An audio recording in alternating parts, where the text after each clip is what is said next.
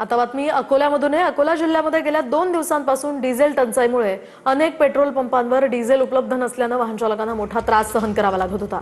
मात्र आज सकाळपासूनच अकोला जिल्ह्यातल्या बहुतांश पेट्रोल पंपांवर डिझेलचा साठा उपलब्ध झालाय, त्यामुळे वाहन चालकांना मोठा दिलासा मिळालाय।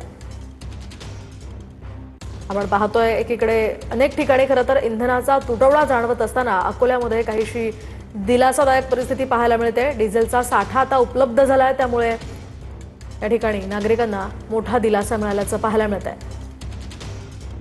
अकोल्यातल्या अनेक पेट्रोल पंपांवर कालपर्यंत खरं तर इंधन साठा उपलब्ध नव्हता, मात्र आज या ठिकाणी डिझेलचा साठा उपलब्ध झालाय।